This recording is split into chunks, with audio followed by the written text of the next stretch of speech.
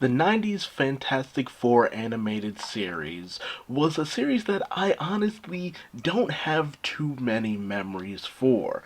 Mostly because it was a series that I didn't realize was all one season. You see, when it came to the first season, that season was played up more cartoonishly, taking a lot of inspiration from the 60s comics of the Fantastic Four. While there were moments where you had serious stuff going on, like the arrival of Galactus and the Silver Surfer, a lot of segments were kind of played up very comedically and for laughs. And it took, well, honestly, it kind of took the piss out of everything that really made the Fantastic Four stories really fun and interesting.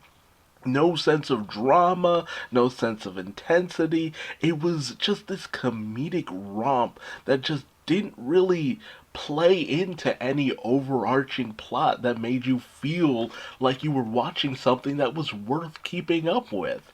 Maybe it was good enough for children, but honestly, the start of the series was just such a weird tonal whiplash than anything you could have expected.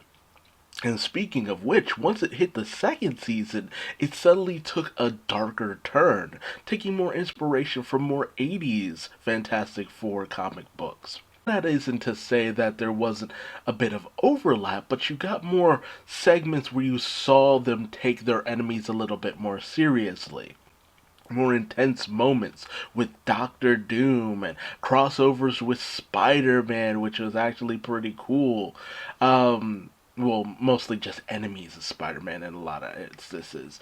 The meeting with the Inhumans. There's always a meeting with the Inhumans in some Marvel series, and you always get the same kind of plot line when it goes on with that, but it's always pretty fun. Um, the Malice storyline was kind of interpreted too, which is a long-standing thing for the Fantastic Four as well. Like a lot of storylines from the 80s ended up being really big ones. While the 60s ended up being the ones that helped to build a lot of the Fantastic Four stuff that permeates the fan knowledge. It's a lot of stuff that was in the 80s that really just started to build and expand the Fantastic Four mythos as a whole. We even had the introduction of Black Panther, situations with Ego the Living Planet, and even a moment where Ghost Rider comes in and takes on Galactus. Like, really out there moments. The second season was honestly my favorite just because of how much really happened. Even moments with the scrolls, like really solid moments with the scrolls were in the second season. You even got this weird little situation with the Impossible Man, who's basically the version of Mr. Mixospitalik. He can shapeshift, he reforms and all that. He doesn't completely alter reality, but he's able to form himself into whatever he so chooses. So lots of good stuff, and even an awesome finale that saw Doctor Doom basically obtaining the power of the Silver Surfer and all that, which is just like, yo, they basically took that for the second Fox movie, but it's always been a thing where Doctor Doom tries to obtain ultimate power and ends up failing in the end because of one reason or another. So it was solid stuff when it came to the second season. But the fact that there was no third season really just goes to show that ultimately there was just nothing really holding people to this series.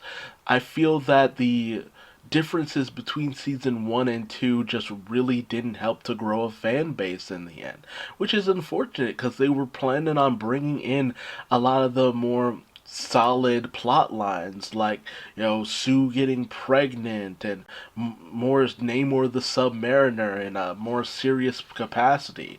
Would have seen the return of Medusa and had She-Hulk in it. Some really good stuff, but never got around to it, and that's unfortunate. I enjoyed what I did see of the Fantastic Four back in the day, but it just wasn't really something that grew. And unfortunately, the Fantastic Four's popularity has just been on such a downward spiral in terms of the pop culture public knowledge.